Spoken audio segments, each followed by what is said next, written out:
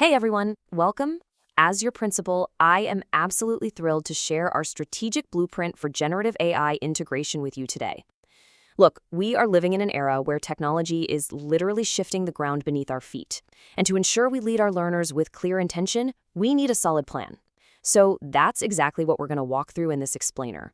We are taking the absolute latest research and, well, we're turning it into our school's everyday playbook.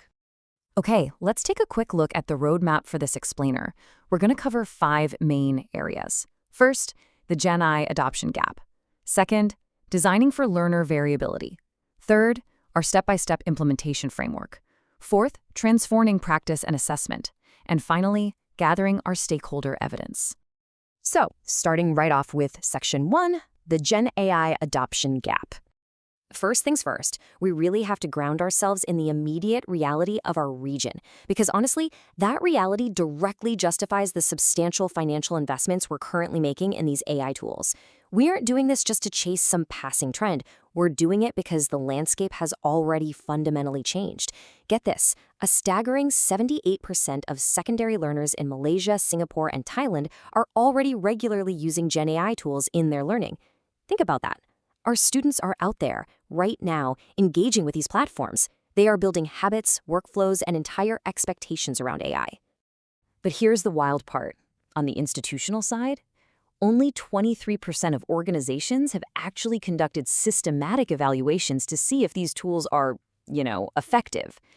So we have this situation where adoption is accelerating at breakneck speed, but the evidence of its true effectiveness, especially in highly multilingual and multicultural contexts like ours, is lagging way, way behind. And that brings us to a really critical quote that brilliantly illustrates the core risk we're facing here. Moving too fast without evidence could actively worsen inequalities for our multilingual students. As an international school, we obviously face unique challenges. Many of our kids are learning in their second, third, or incredibly even their fourth language. They bring massive variations in prior educational experiences to the table. If we aren't incredibly careful, these shiny new tools might only boost the kids who already have a linguistic advantage and leave everyone else even further behind. Which naturally leads us to Section 2, designing for learner variability. To protect against that specific risk of inequity, we are adopting a strict, non-negotiable philosophy to frame absolutely all of our classroom recommendations moving forward. Universal Design for Learning, or UDL, is going to be the central hub guarding our educational equity. And let me be clear, UDL is not just a buzzword for us. It is our primary evaluative lens.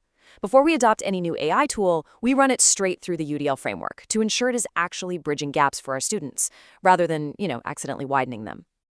We are going to evaluate every single Gen AI implementation by how well it accommodates learner variability across multiple languages and cultural backgrounds. Basically, we have to ask ourselves, does the AI tool offer multiple means of representation? Like, can it translate complex text or provide quick visual summaries?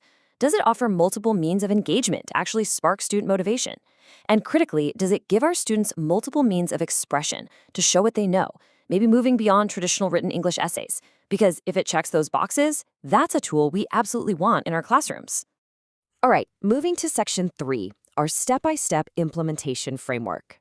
We are utilizing a heavily integrated architecture to build a highly practical step-by-step guide for personalized learning, something you can actually use when sitting down to plan your lessons.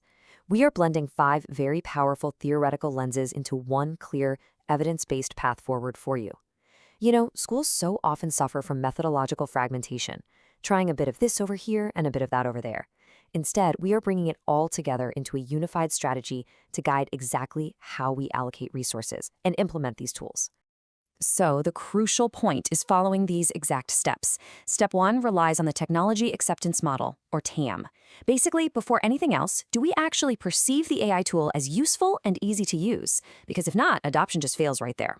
Step 2 uses TPAC. This is where your expertise as an educator really shines. How does the AI intersect with your specific pedagogical and content knowledge? Step 3 applies personalized learning theory. Here, we absolutely must clearly justify the pedagogical rationale for using AI to individualize instruction. And by the way, this is exactly how we communicate the benefits clearly to concerned parents, by showing them the specific pedagogical reason we're using AI to support their child's unique needs. And finally, Step 4 tracks the depth of the transformation using the SAM-R model. Which brings us to Section 4, Transforming Practice and Assessment. This is it. This is the ultimate goal of our technology integration, totally evolving how we actually teach and measure success in the classroom. This SAM-R staircase provides us with a standardized observation metric to push our classroom assessment methods far, far beyond simple functional improvements. Just look at the bottom rungs, substitution and augmentation. Those are just enhancements. That is essentially using AI to digitize an old worksheet. We need to move up to modification and ultimately hit the very top of that staircase, transformation. We want to completely empower you to reach full redefinition. That means you are completely redesigning instructional tasks to support truly meaningful student learning. So here's a highly practical tip for redesigning your assessments right now. Stop asking questions that a bot can answer in 3 seconds flat. Seriously, instead, use the AI as a debate partner for your students, or have the students actively critique an AI-generated essay to evaluate its factual accuracy. That is how GenAI allows for the creation of previously inconceivable educational tasks. And finally, Section 5, Gathering our Stakeholder Evidence. To ensure our blueprint actually succeeds and stays rooted in reality, we're going to continuously gather robust qualitative evidence from our entire community using a multiple case study approach. We aren't just guessing here, we are actively measuring our impact. We'll be systematically collecting feedback across 4 distinct stakeholder groups to capture a full 360-degree view. We're going to work with 30 to 40 teachers, focusing heavily on pedagogy and assessment. We'll consult 10 to 15 educational leaders on strategy. We'll gather deep qualitative insights from our older learners on motivation and equity. And I want to specifically highlight how incredibly vital our technical staff's input will be here. Gathering evidence from our tech team is what ensures our actual infrastructure can handle smooth, school-wide adoption without completely crashing our network. So, I want to leave you with this final, genuinely vital question to inspire your lesson planning and guide our collective journey forward this semester. Everything we've unpacked today in this explainer, from leveraging universal design for learning to reaching that absolute peak SAM-R level of redefinition, it all points back to this one core mission. How will we use these tools to completely redefine learning for our most vulnerable multilingual students? I want you to really think about that as you walk into your classrooms tomorrow.